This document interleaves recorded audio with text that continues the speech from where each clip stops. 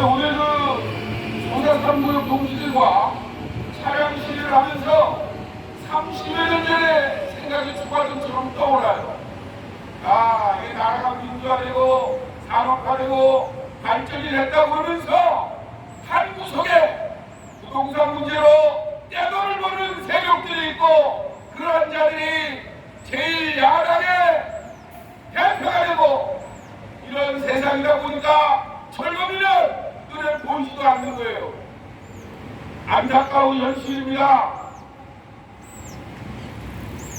세상에 삶의 보금자리가 돼야 되고 생산의 근거지가 돼야 될 이 땅을 가지고 장난을 놀고 있어요. 재개발이 어떤 겁니까?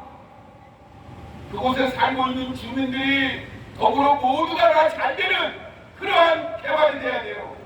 그런데 조합원에게만 일정 정도 특혜를 주고 그곳에 있는 현금 청산자와 자영업자들과 세입자들은 무려 전체 주민의 70%가 되는데도 불구하고 개발의 사회적 가치나 미래의 가치는 하나도 혜택을 못 봐요. 그리고 우리 조합원들의 이익만 챙기고 행정당국과 정치인들이 야합을 해가지고 개발이다라고 하고 부동산 가치를 상승시키고 천문학적으로 올리고 있어요. 제가 이번에 신문을 보고 깜짝 놀랐어요. 판교에 20여 년 전에 지금 현대백화점 자리가 평당 1, 20만 원밖에 안 되는 곳이에요. 근데 20여 년 만에 평당 9천만 원까지 가까이 된 거예요. 세상에 이게 말이 됩니까? 그렇게 가치를 올려놓고 몇 사람이 독식을 하고 있어요. 그리고 조합원들에게 야, 아파트 가격 올라가니까 니들 돈 벌지 않았느냐라는 해결방치한 논리로 나라를 망치고 있는 겁니다. 이것이 부동산 투기 공화국이에요. 그래서 제가 계속 역대 대통령이나 국회의원들에게 강조합니다. 철거비 문제가 해결되지 않는 한 부동산 토공 공화국은 무너지지 않는 거예요. 그리고 어때요? 세상에 연예인들이 나와서 그렇지 않아도 돈을 억수로 버는 사람들에게 야, 집을 샀더니 몇 년 만에 20억을 벌었더라. 빌딩을 사니까 몇 년 만에 100억을 벌었더라. 이따위 기사가 넘치니 이게 나라입니까? 연예인들의 부동산 투기하라고 이게 언론이에요. 우리 같은 날 정상적으로 기자들이라면 이렇게 땀 흘리고 하는 이런 것들을 생생하게 보도를 하는 이런 풍토가 돼야 되는데 이게 썩어빠진 나라가 되다 보니까 이러지 않는다 이거예요. 이게 아쉽다는 겁니다.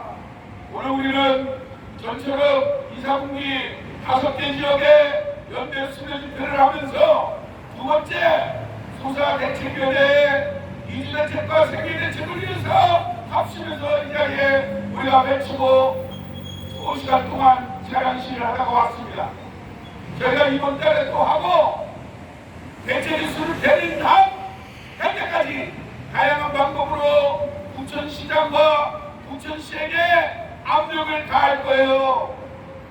철거비는 발생 안 되도록 해야 되는 것이 우리 전처럼 생각이기 때문에 집권 여당이나 제1야당이나 국회의원들에게 법과 제도를 개정하라고 끊임없이 시민운동을 하면서 그나마 법과 제도가 미비해서 발생되는 지역 철거민들은 지역의 행정적인 권한을 갖고 있는 시장이 정책대안을 만들어서 대책을 수립하라고 말하는 겁니다.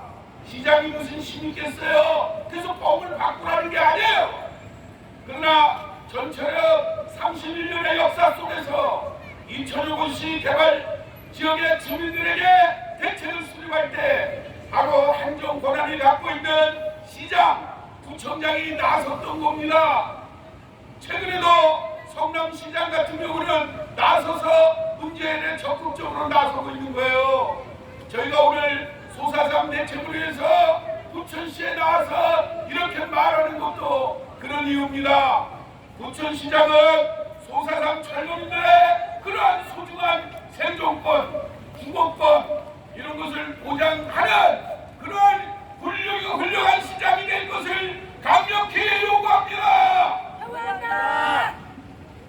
번 얘기하지만 이제 철거민들은 발생이 안 되도록 해야 됩니다. 충분히 가능해요. 지금 제가 소사삼 지역을 이렇게 다녀보면은 지금 시공사나 시행사는 빈건 한 면의 짓거리가 여기에 아파트가 올라가면 몇 억을 번다고 미래의 가치를 얘기하면서 아파트 분양을 하고 있어요. 제가 오전에 잠깐 얘기했듯이 여기 중동 제가 91년도에 왔던데요. 91년도에 이곳이 구릉지역입니다. 구릉지역. 그래서 이거 어때요? 이 아파트가 올라서면서 엄청나게 부동산 가격이 상승을 했어요.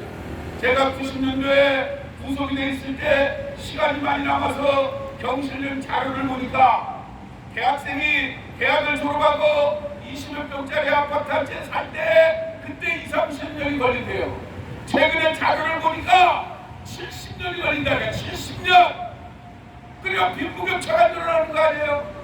철거민은 극도로 빈민으로 몰아놓고 철거민들 하중에 치고 이게 나라입니까? 다시 한번 강조하지만 부천시장, 부천 공무원들 철거민은 개발의 장애우입니다. 개발의 장애인이에요. 여러분 교통장애인이 누굽니까? 부모님 뱃속에서 나올 때 처음부터 장애인이 아니에요. 살다 보니까 교통사고가 나서 장애인이 됐어요.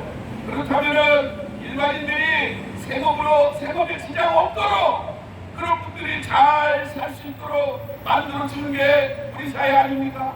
그런데 개발에 장애인 철거민은 계속 폭탄으로 빠뜨려요. 죽어라 해요. 살고 있는 게 용한 거예요. 안전한 일입니다. 개발 이러한 참상, 이러한 일을 부천시장이 앞장서 막아야 돼요. 막고 빨리 세법으로 복귀시키고 이렇게 해야 됩니다. 제가 어제도 어떤 행사에서 그런 말을 들었어요. 한국교원대 총장을 역임했고 지금 윤석열 정권에서 교육위원회 위원이에요. 차관급으로 알고 있는데 이상인이에요. 그 양반이랑 제가 얘기를 하면서 그 얘기를 했어요. 이 정치라는 게 뭔가, 행정이라는 게 뭔가, 정말 어렵고 힘든 사람을 보듬고 다듬어 줘야 되는데 이러지 못해. 참 안타까운 일입니다. 부천시장 편안하게 발 먹고 잘 때가 아니에요. 단 한 명의 시민도 이렇게 오전주의보가 내려진 이런 날씨에 살려달라고 외쳐내는 목소리를 확실하게 들어야 됩니다. 그리고 본인이 할 수 있는 권한, 행정적인 권한으로 다른 지역의 지자체는 어떻게 철거민 문제를 해결한다를 살펴봐야 돼요. 그냥 공무원들한테 맡기니까 그냥 법 따지고 있어요. 세상에 지금 국회에서 관행이 우선이냐 법이 우선이냐고 제1야당과 집권여당이 싸우고 있지 않습니까? 그 사이에 민생 문제는 물 건너가고 있어요. 안타까운 일입니다. 여러분 철거민을 그런 시각으로 보면 안 돼요. 이왕 발생이 됐으면 가능한 합법이든 관행이든 이런 거 따지지 말고 과거 선례에 미쳐서 법으로는 없지만 그러나 제도적으로 만드는 내용이 많이 있습니다. 그게 바로 시장의 권한으로 할 수 있는 거예요. 제가 시장들에게 강력하게 얘기하는 게 임대주택도 마찬가지입니다. 임대주택 건설 촉진법에 의하면 시장이 결정을 내리면 특별 공급을 하게 돼 있어요. 근데 공무원들이 이런 일을 안 해요. 왜 안 하는지 모르겠어요. 그리고 우리가 이렇게 한참 동안 시위를 하고 집회를 하고 몇 년 동안 이렇게 가야 겨우 그 법을 끄집어내서 아파트를 공급을 해요. 제가 말했던 성남 산성동 임대아파트도 바로 시장이 결단을 내려서 특별공급 대상자로 선정을 해서 해주는 겁니다. 그리고서 그런 말을 하더라고요. 자영업자들이 그 치솟는 임대료 때문에 딴 데 가서 장사를 못해요. 그럼 성남시가 보유하고 있는 혹시 가게에서 그 철거민들이 장사할 수 있는 길이 없는가 알아봤으면 좋겠다. 이게 옳은 얘기가 아닙니까? 부천시가 이렇게 안 하는지 모르겠어요. 제가 이렇게 좀 아까 보다 보니까 신정도 제가 눈에 들어오고 여러 지역이 제가 함께 했던 지역들이 들어오더라고요. 과거 선례를 미쳐서 소사 3구역 주민들이 더 이상 길거리로 방황하지 않도록 제발 좀 결단을 내려주시기 바랍니다. 제가 전국을 다니면서 궁시한 적 많아요. 다시 거론하지만 울산에 핵발전소가 들어설 때도 그 지역 주민들의 상권을 위해서 울주군 문화센터를 건립하고 철거되는 철거민들에게 우선 입주를 해줬어요. 성남의 남한소속 밑에 소방도로를 만들 때 법과 제도에는 없지만 그 주민들에게 인근 지역에 재개발 지역에 상가가 만들어질 때 그 상가에 우선 입주권을 부여했어요. 이것이 제도적으로 많이 시행된 겁니다. 이걸 공무원들이 모를 리가 없어요. 그런데 안 해서 여기 들어주면 딴 데도 들어줄 것이다. 다 들어줘도 괜찮아요. 왠지 아십니까? 조금 전에 판교의 현대 아파트 얘기했지만 판교의 주민들 몇 명이나 해요. 판교 300여만 평의 주민들이 1,400여 세대밖에 안 됐어요. 지금 얼마입니까? 그 주민들에게 합당한 대책을 수립해줘도 떼돈을 벌어. 떼돈. 그런데 그냥 주민들은 그냥 내쫓아버리고 건설회사와 엉뚱한 인간들만 부동산으로 개발로 인해서 떼돈 벌게 하고 이게 나라가 아니에요. 제가 정말 안타깝습니다. 수십 년 동안 부동산으로 투자하는 인간들은 정치하면 안 된다. 어제 제가 그 얘기를 했어요. 왜 제1야당의 이재명 대표 정치하지 말라 그런 이유가 뭡니까? 바로 부동산으로 장려 누리기 때문에 그래요. 부동산 비리, 부동산 투기, 부동산 부패 열자는 정치하면 안 됩니다. 왜냐하면 약자의 고통을 몰라요. 여러분, 돈 없는 사람이 부동산 투기 할 수 있습니까? 정보가 없는 사람이 부동산 비리와 부패 열될 수 있지 않아요. 없어요. 그냥 오로지 땀 흘려 성실하게 일하는 거예요. 이런 사람들 정치를 인간들이 무슨 정치를 합니까? 그래서 제가 마음을 깜깜하게 하는 거예요. 부동산 적폐에 관련된 정치는 이제 정치하지 마라. 제가 과거에 국정원장들 부동산 투기에 연루된 사람들 다 했어요. 고소고발을 다 진행했어요. 그런데 보니까 제가 이재명 수사하는 김호수 검찰총장 당시에 직무유기로 제가 고발을 한 적이 있어요. 이제 부천시도 알아봐야 될 것 같아요. 제가 여기 지금 와보니까 개혁연대 이거 다 아는 사람들인데 이거 부천시장 정말 우리가 그렇게 나서지 않도록 하길 바랍니다. 아니 억울하고 힘든 사람들 대체 처리해준다고 해서 아주 오전에 얘기했듯이 누가 뭐라 그러지 않아요.